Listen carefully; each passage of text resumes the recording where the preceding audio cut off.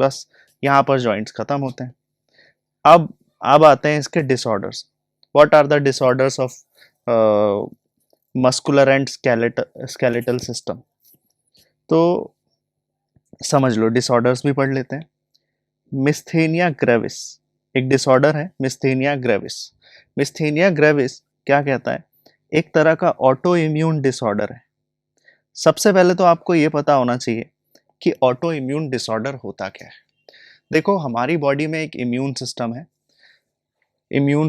Immunity develop करने के लिए, ठीक है, which fights against the foreign pathogen, जो फॉरेन पैथोजन के अगेंस्ट फाइट करता है, ठीक है, जो फॉरेन पैथोजन के अगेंस्ट फाइट करता है। अगर किसी भी तरह का फॉरेन पैथोजन आ गया है, ठीक है, तो उससे फाइट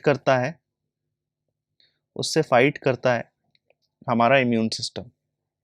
लेकिन अगर अगर इस इम्यून सिस्टम को, जो कि आपकी बॉडी का है, उसको ये लगे कि ये जो आपकी बॉडी के खुद के सेल्स हैं, वो जो है वो फॉरेन पैथोजन है, या आपकी, ये सरल शब्दों में कहें तो आपकी बॉडी का इम्यून सिस्टम को ऐसा लगे कि आपकी बॉडी का इम्यून सिस्टम आपकी बॉडी के अगेंस्ट काम करना शुरू कर दे, तो इस कंडीशन को हम क्या बोलेंगे?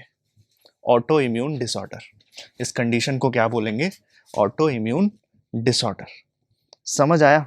That affects the neuromuscular junction, जो अफेक्ट करता है न्यूरोमस्कुलर जंक्शन को, जिसकी वजह से, अच्छा, यहाँ पर भी ये मिस्थेनिया ग्रेविस की जो हम बात कर रहे हैं, जो कि एक ऑटो इम्यून डिसऑर्डर है विच अफेक्ट्स न्यूरोमस्कुलर जंक्शन। तो ये अफेक्ट करता है न्यूरोमस्कुलर जंक्शन को, जिसकी वजह से, न्यूरोमस्कुलर जंक्शन मतलब न्यूरॉन और मसल्स के बीच में जो जंक्शंस हैं, ठीक है, उनको अफेक्ट करेगा, विच लीड्स टू फटीग, थकान होगी जिसकी वजह से, ठीक है, इंसान जो है वो वीक रहेगा, and there are chances of paralysis of skeletal muscle. This is myasthenia gravis.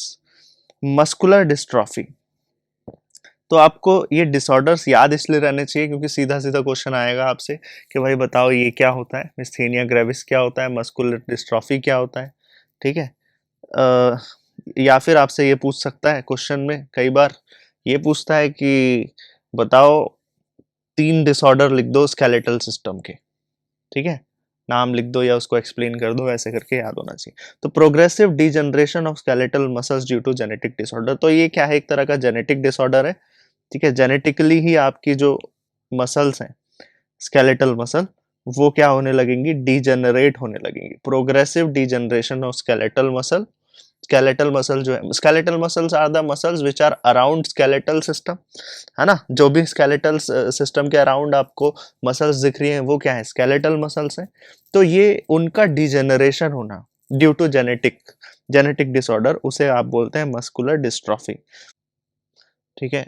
मिस्थेनिया gravis autoimmune disorder है that affects the neuromuscular junction which leads to fatigue, weakness and paralysis of skeletal muscles. Then we discussed muscular dystrophy, जो क्या है? degeneration है skeletal muscle का due to genetic disorder. And tetany is the rapid spasm मतलब wild kind of contraction in muscle due to low calcium in body fluid.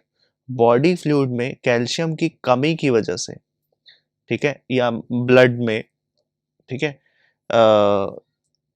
Calcium की body में कमी की वजह से, या बॉडी फ्लूइड ब्लड में कैल्शियम की कमी की वजह से क्या होना? स्पाज्म आना, कॉन्ट्रैक्शन आना, अचानक से होता नहीं है पैर में या किसी भी, अचानक से आपको क्या लगता है? बहुत ज्यादा मोच जैसी फील होती है, and it is due to calcium, low level of calcium, ठीक है, कॉन्ट्रैक्शन। समझ आया ये टेटनी? किसी को नहीं समझ आया तो पूछो। टेटनी मतलब स्पाज्म, मोच वाली फील आना, and it is due to low level of calcium in body fluid, ठीक है। Rapid spasm, wild contraction. Arthritis, itis word कहीं भी देखने को मिले, इसका मतलब क्या होता है? Inflammation, swelling. और ये स्वेलिंग कहाँ की बात कर रहा है? ये स्वेलिंग इन द जॉइंट्स में इन्फ्लामेशन होना, उसे क्या बोलते हो आप? अर्थराइटिस, ठीक है, अर्थराइटिस। और एक एक बहुत इंटरेस्टिंग डिसऑर्डर है which is osteoporosis, which is as related disorder, ठीक है, इसको हम ऑस्टियोपोरोसिस, ठीक है, ऑस्टियोमलेशिया रिलेटेड डिसऑर्डर है। ठीक है, इसमें क्या होता है, जैसे मैंने बताया आपको, ये फॉर एग्जांपल ये पैटला है, पैटला मतलब ये, ठीक है, घुटने। तो यहाँ पर सिनोवियल फ्लूइड होगा, तभी तो मूवमेंट, सिनोवियल जॉइंट है ये, तभी तो मूवमेंट इतना ज्यादा अलाउड है ना, मूवमेंट तभी तो इतना ज्यादा अलाउड है, सिनोवियल जॉइंट है यहाँ पर। तो और सिनोवियल फ्लूइड भी प्रेजेंट होगा यहाँ, सिनोवियल फ्लूइड भी प्रेजेंट होगा, लेकिन बाय द इंक्रीजिंग एज क्या होता है, ये सिनोवियल फ्लूइड डिक्रीज होने लगता है। एंड इस रीजन की वजह से आप देखते हो कि बॉडी मास जो है वो डिक्रीज होने लगेगा और दोनों बोन्स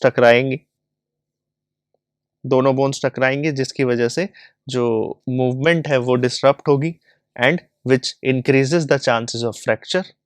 ठीक है, और ये एज एज रिलेटेड फैक्टर ही है, तो एज रिलेटेड डिसऑर्डर है, characterised by decreased bone mass और increased chances of fracture, decreased level of oestrogen. ज्यादातर ये फीमेल्स में देखने को मिलेगा, तो एस्ट्रोजन की बात कर रहे हैं, estrogen is female sex hormone. ठीक है, gout, next is gout. Gout is the inflammation of joint due to accumulation of, joint में क्या फिल हो गया है, जॉइंट में इन्फ्लामेशन हुआ है, जॉइंट में स्वेलिंग हुई है, जॉइंट में क्या देखने को मिला है, स्वेलिंग।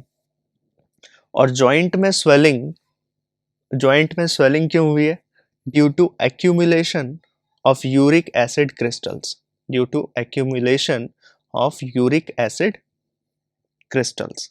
मतलब यूरिक एसिड जो है वो हमारी बॉडी का एक वेस्ट पार्ट है, ठीक है, वेस्ट है, उसका जमा हो रहा है, वो बहुत ज्यादा जमा हो रहा है। ठीक है, तो जिसकी वजह से जॉइंट्स क्या कर जाते हैं, इन्फ्लाम कर जाते हैं, एंड दिस इज गॉट। क्या ये सब डिसऑर्डर्स क्लियर है आपको, myasthenia gravis, muscular dystrophy, tetany, arthritis, osteoporosis, gout, clear है इतना पार्ट? फाइन।